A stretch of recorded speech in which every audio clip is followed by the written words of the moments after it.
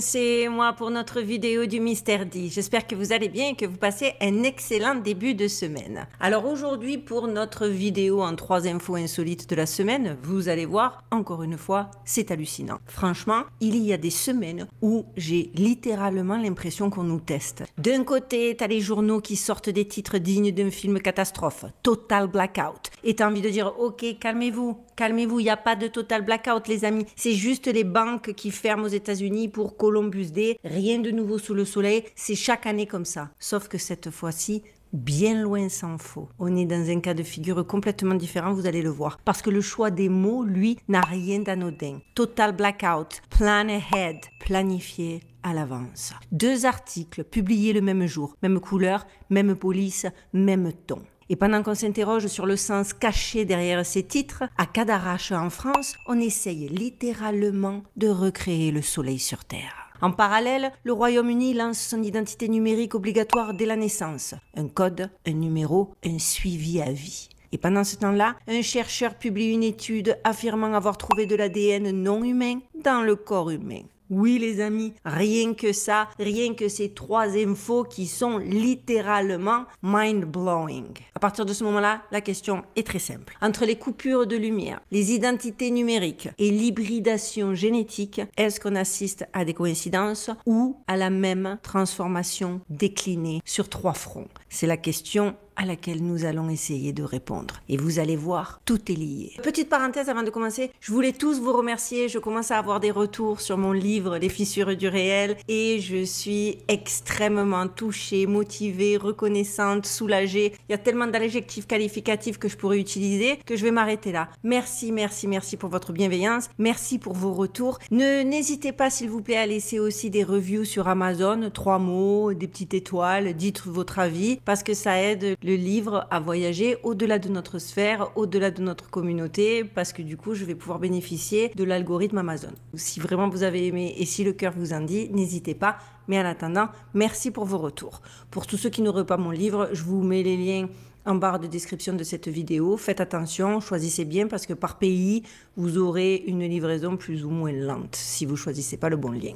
Voilà, c'était tout, mais je tenais vraiment à vous le dire. Maintenant, il est temps de rentrer dans le vif de nos sujets. Vous l'avez vu, c'est brutal, c'est hallucinant et il y a beaucoup de choses à dire. Alors sans attendre, on y va. Installez-vous confortablement, thé, café, matcha, popcorn, on y va, on y go et c'est maintenant.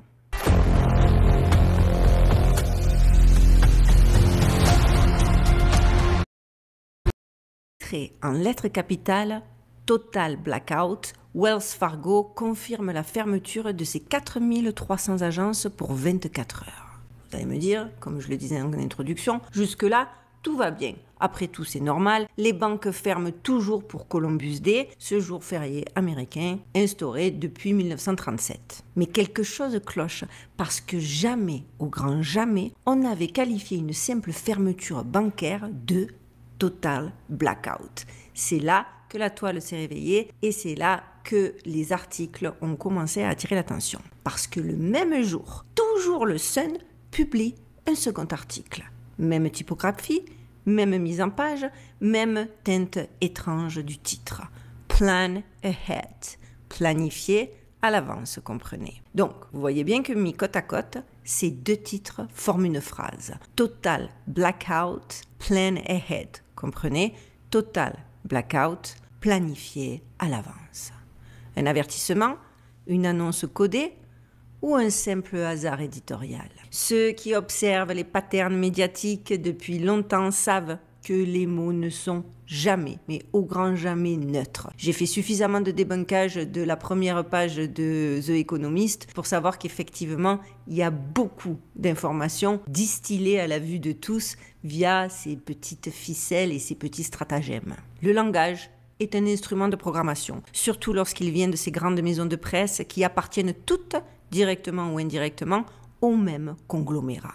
Et cette étrange combinaison, blackout total plus préparez-vous à l'avance, a immédiatement réveillé un vieux spectre, celui du blackout mondial annoncé depuis plusieurs années dans les cercles de predictive programming. Surtout qu'en creusant, un autre détail surgit, et pas des moindres. Sur la chaîne YouTube Minute of Horror, il parle d'un article publié il y a 12 jours sur un site peu connu, Vocal Média. Le titre de cet article, vous le voyez en image, je vous le traduis en français, une crise énergétique globale en 2025, comment le monde peut-il faire face à un blackout total?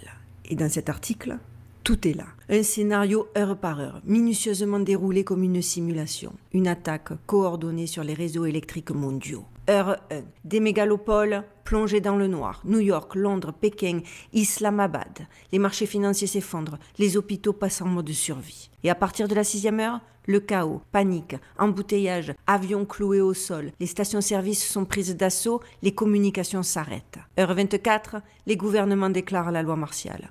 Heure 48. L'effondrement de l'économie mondiale. Le monde, littéralement, s'arrête de tourner. Heure 72.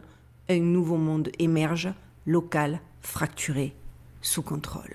Cet article, il est absolument flippant, les amis, parce que ce texte ne se lit absolument pas comme une fiction. Il est rédigé comme un compte-rendu d'exercice militaire, un walkthrough minutieux des 72 premières heures du chaos mondial, signé en plus par un fantôme numérique.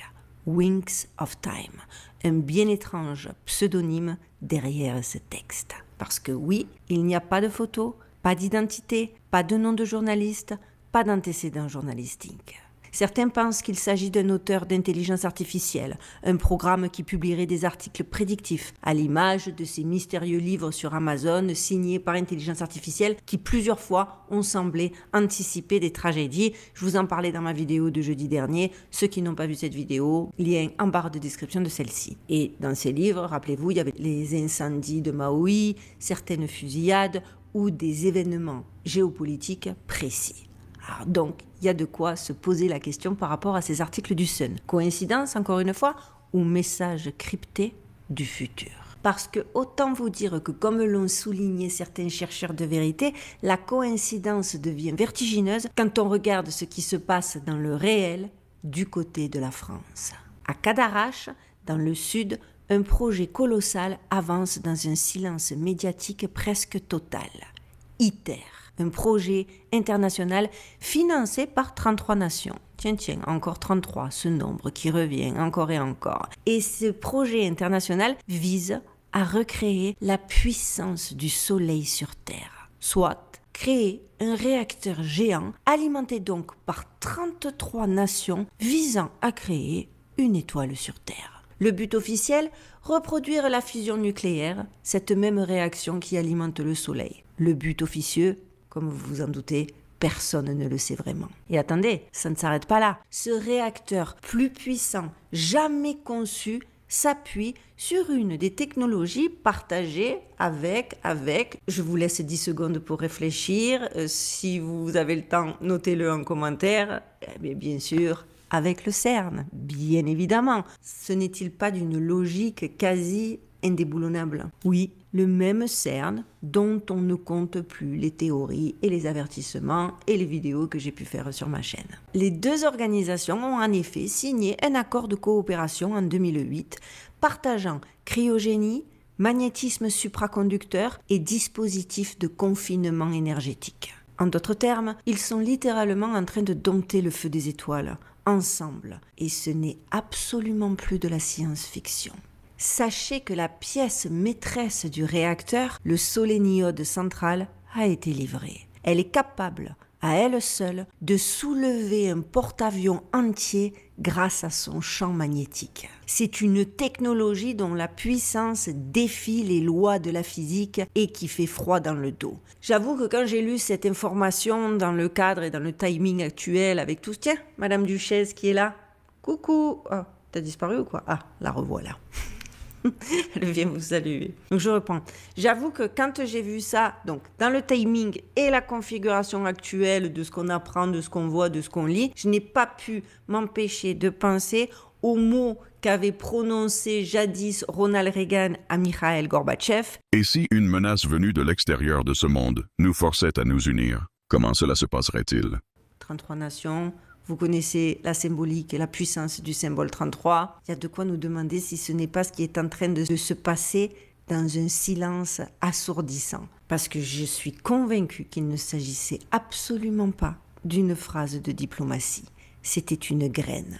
Parce que rendez-vous bien compte les amis, ces deux laboratoires œuvrent dans le même silence pour comprendre ou reproduire ce qui précède la création elle-même. Et si, derrière la promesse de l'énergie, il y avait en fait autre chose? Un seuil, un passage, le rêve prométhéen de toucher la lumière absolue au risque d'en déclencher l'ombre. C'est pas la première fois que ceux qui gouvernent dans l'ombre s'en foutent un peu des dommages collatéraux et des effets secondaires. Parce que dans la configuration que je viens de vous décrire, ce qu'on appelle crise mondiale n'est peut-être finalement qu'un préambule. Parce qu'on est d'accord, pour qu'un nouvel ordre énergétique émerge, il faut d'abord un effondrement de l'ancien. Et dans cette perspective, le blackout n'est pas un accident, c'est le point zéro. Le moment où l'ancien monde s'éteint pour que le nouveau puisse être allumé. Un reset au sens littéral du terme. La lumière s'éteint puis revient, mais dans d'autres mains. Parce que, c'est là que je veux en venir, autre détail qui a son importance particulièrement dans le timing actuel, pendant que cette lumière se construit dans les laboratoires de fusion, l'autre face du projet, la face invisible, se met en place doucement, sous un autre nom. Le contrôle. Car si le pouvoir de demain passe par l'énergie, il passe aussi par les données. Rappelez-vous, ça fait un moment que je vous le dis. Et tandis que les ingénieurs bâtissent le cœur du soleil à Cadarache, les législateurs, eux, construisent le cœur du futur citoyen. Et c'est notre info numéro 2. L'identité numérique est en marche. Et là, vous allez voir, on ne parle pas d'hologramme ni de vaisseau. On parle d'un identifiant numérique, un code invisible mais permanent, un numéro qui suivra chaque être humain comme une ombre dès sa naissance. Eh oui, le 26 septembre 2025, le gouvernement britannique dévoile une annonce lourde de sens. Un Digital ID obligatoire pour tous les résidents baptisé BritCard.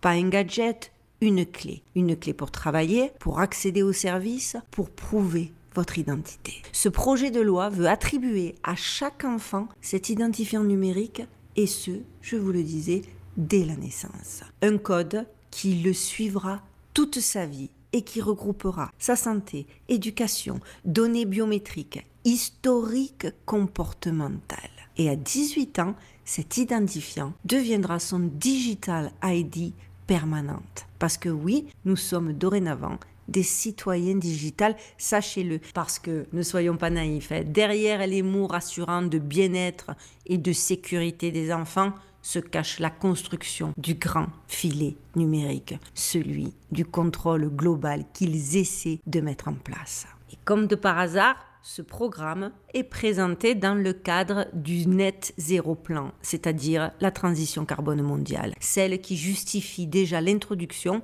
des crédits carbone individuels. Pareil, je vous en avais parlé, j'ai fait des vidéos, j'avais déjà alerté. Crédit carbone, identité numérique, surveillance biométrique. Et un mot qui revient sans cesse ces derniers jours, parce qu'effectivement, ça secoue la toile, et que, je vous l'ai dit, ce tour de passe-passe n'est pas passé inaperçu, blackout. Comme si l'obscurité devait précéder la renaissance d'un nouvel ordre énergétique et social.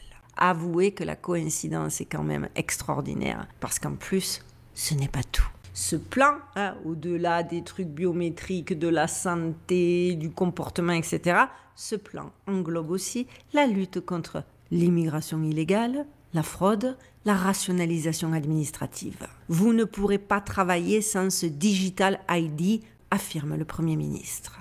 Et c'est là, les amis, que ça devient encore plus sombre. Car derrière l'apparence d'efficacité se cache une centralisation des données ultra sensibles, puisqu'il y aura les noms, les dates de naissance, les photos, les statuts de résidence, vos données de santé, vous avez vu, tout, absolument tout dans les moindres détails. Des experts en cybersécurité mettent en garde. Un tel système devient une cible de pirates d'un calibre jamais vu.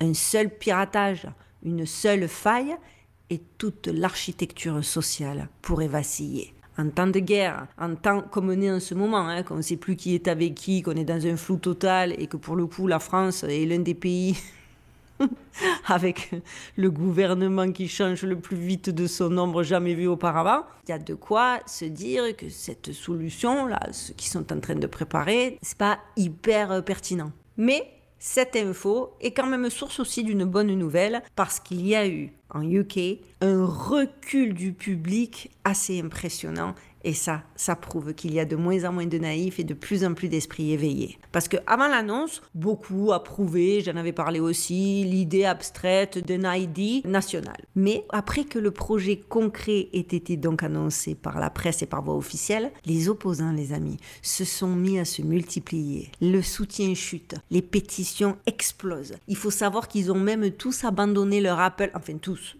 les opposants, tous abandonné les Apple et qui sont revenus à racheter des anciens Nokia vintage. D'ailleurs, je me demande s'il n'y a pas un business à réfléchir à racheter ces petits téléphones qui sont pas traçables, comme les Motorola, etc., et les remettre en vente d'une façon ou d'une autre, parce que il y a de plus en plus de gens qui vont se mettre en parallèle de ce vers quoi on essaie de nous amener. Et ça fait chaud au cœur quand même. Parce que des députés du Labour eux-mêmes redoutent l'érosion des libertés individuelles. Le mot Big Brother revient dans tous les débats. Et en réponse justement à ce mouvement qui est beau, des organisations historiques comme NO2ID reviennent sur le devant de la scène. Formées en 2004 contre les cartes d'identité, elles se réactivent pour résister à ce marquage technologique généralisé. Et ça, moi je trouve qu'il faut s'en réjouir parce que ce soit clair, ce projet d'ID numérique n'est pas isolé. C'est le versant social du grand changement qui se prépare, du grand changement qu'ils essaient d'installer et d'instaurer. Ici, le pouvoir ne se joue pas seulement sur les câbles, mais dans les flux de données, dans les codes qui définissent l'être humain. Ce Digital ID pourrait devenir le squelette universel de notre identité. Non pas un passeport, mais une empreinte permanente, invisible, mais omniprésente. Parce qu'il faut quand même garder une idée bien précise en tête. Quand la lumière reviendra du blackout et que l'énergie sera redessinée par ITER, par CERN, par ceux qui domptent le feu des étoiles, qui possédera donc le pouvoir d'après vous? Celui qui détient l'énergie et celui qui détient le code. Peut-être qu'effectivement, comme certains viendront me le dire, ce n'est qu'un hasard, qu'un simple hasard. Peut-être que les articles ont tout simplement été mal titrés. Peut-être que ITER n'est qu'une avancée scientifique de plus dont on ne doit pas se méfier. Mais clairement, en plus ça fait 5 ans que j'ai ma chaîne et que je débunk ce genre de sujet, donc autant vous dire qu'aujourd'hui, ce genre de choses simplistes, je n'y crois pas. Parce que dans un monde où chaque symbole, chaque mot, chaque silence est une pièce d'un puzzle beaucoup plus vaste, on apprend à ne plus croire au hasard. Vous connaissez ma phrase préférée, trop de coïncidences crée une évidence. Total blackout, planifiez, préparez-vous, 2 mots, 2 ordres, une prophétie à peine voilée.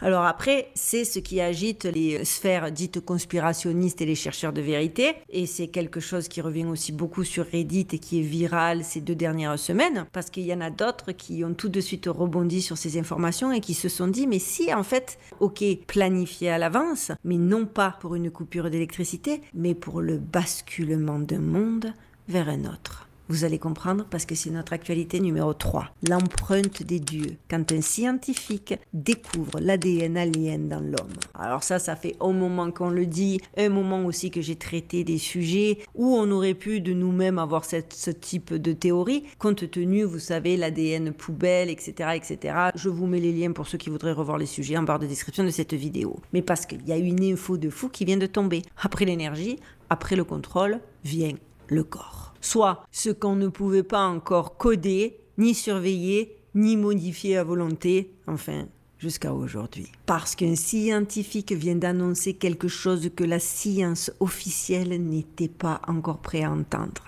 Il aurait trouvé des traces d'ADN non humain dans le génome humain.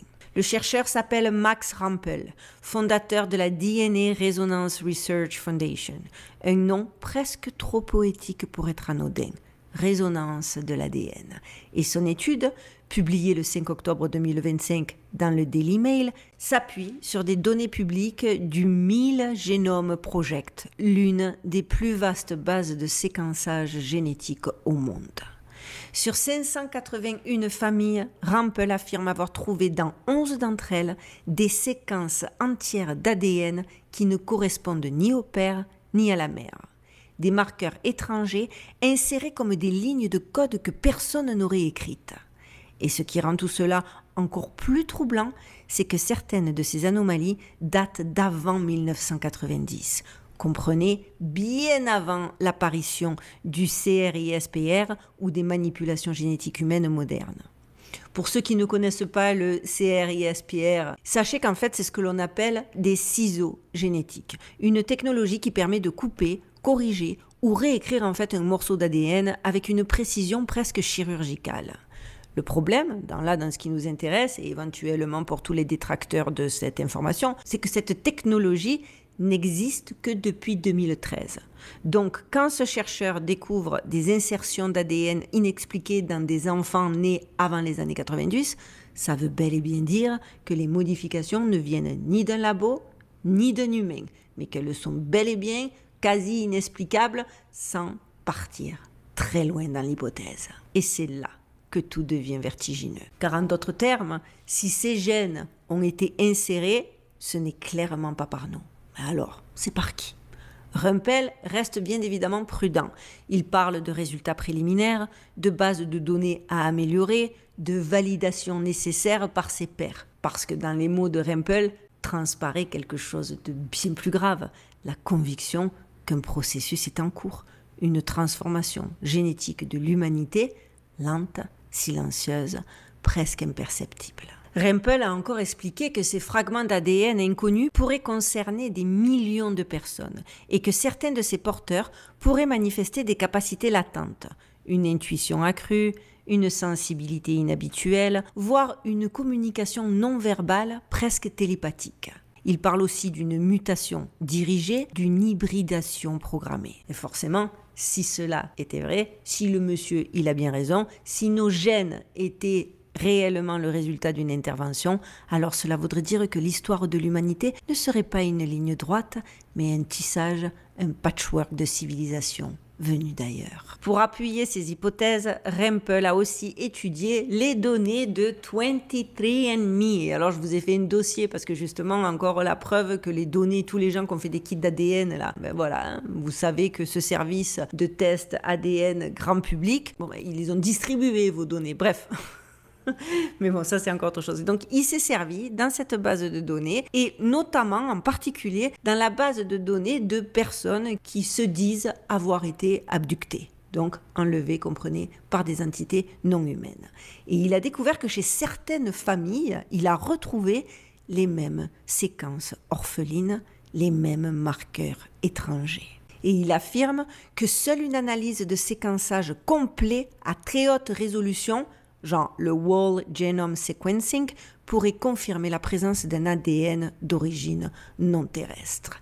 Et pour ça, il a besoin d'être adoubé par ses pairs pour avoir l'argent pour pouvoir le faire parce que ça coûte un rein et que c'est compliqué parce qu'il a déjà apparemment, de ce que j'ai compris, de ce que j'ai lu et des échos que j'ai eus en faisant mes recherches, il a aspiré pas mal de sa fortune personnelle dans cette étude et dans ce projet-là. Alors forcément, les sceptiques, eux, appellent à la prudence. Ils évoquent les artefacts de culture cellulaire, les erreurs de calcul potentielles, les anomalies biologiques encore mal comprises et ont l'air de balayer les recherches du gars d'un revers de main. Mais même eux, malgré tout ça, hein, ils ont quand même reconnu une chose. Si ces résultats se confirmaient, ce serait aussi bouleversant que la découverte d'un vaisseau spatial complet. C'est pour ça, il a de quoi faire peur, le monsieur Rumpel, avec ses résultats d'analyse. Rendez-vous compte. Et en plus, ce n'est pas tout, parce que c'est là que le discours du scientifique bascule dans une toute autre dimension. Rumpel a alors affirmé que l'hybridation alien pourrait être non seulement réelle, mais surtout actuellement en cours d'accélération. Il parle de possibilités que certains traits neurodivergents, autisme, hyperactivité, Asperger, soient en fait des manifestations d'un ADN différent, d'un câblage neuronal issu de lignées hybrides.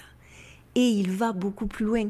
Il parle d'un degré d'hybridation sain pour la planète, donc à faire, à refaire et à reproduire, hein, d'un équilibre à préserver. Comme si la question n'était plus si des gènes étrangers étaient parmi nous, mais plutôt combien d'entre eux nous pourrions supporter. Et là, la question, elle est assez vertigineuse comme le sujet. Cette hypothèse n'est quoi qu'il en soit pas non plus nouvelle. Depuis des décennies, les théories de l'ingénierie génétique extraterrestre circulent. Certains évoquent des civilisations venues ensemencer la Terre, d'autres parlent d'un programme d'amélioration, d'un jardinage cosmique.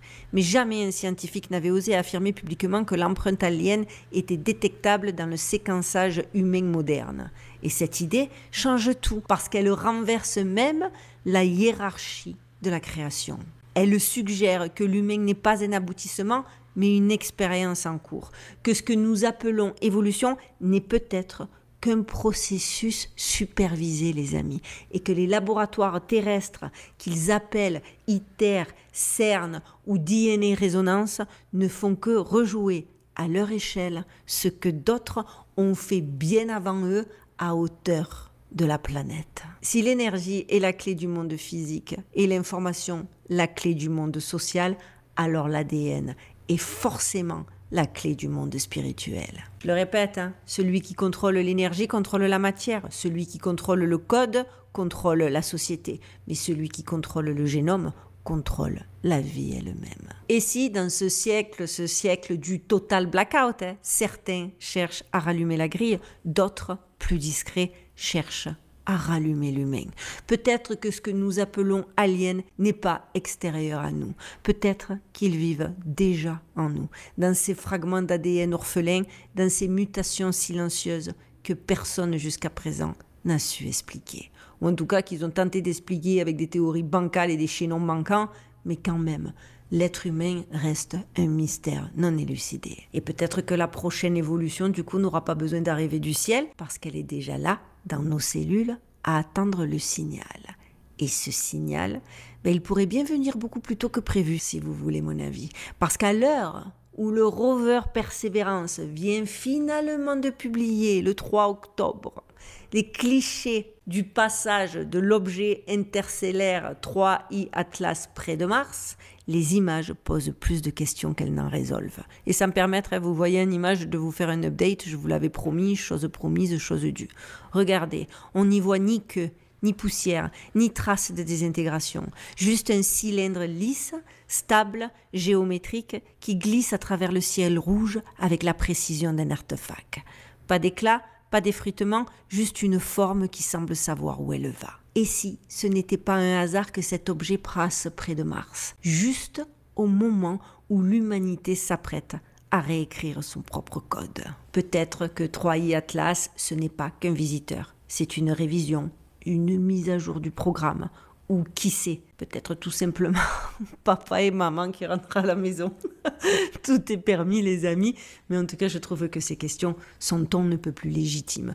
Parce que la vérité, c'est que, par exemple, vous vous rendez compte qu'on savait que 3i Atlas, il devait passer près de Mars le 3 octobre, c'était annoncé. La NASA avait dit qu'il retransmettrait en direct les infos, les photos, etc., etc., et que c'est le jour où le gouvernement, vous le savez, a été shut down et les bureaux de la NASA ont été shut down. C'était parfait. Et que donc, du coup, on a dû attendre vaguement, je pense, le temps qui Photoshop les photos avant d'avoir les fameuses photos de l'objet. Je trouve qu'encore une fois, ce timing est assez déstabilisant pour qu'il attire notre attention et qu'il nous permette de nous poser les bonnes questions. Après ces 3 actus, je peux vous avouer que des questions, il y en a à se poser. Voilà les amis, notre vidéo des 3 actus insolites de la semaine est maintenant terminée. Mais avant de clôturer cette petite vidéo, je voudrais vous faire une petite parenthèse détente et surtout remercier certains de mes abonnés. Ce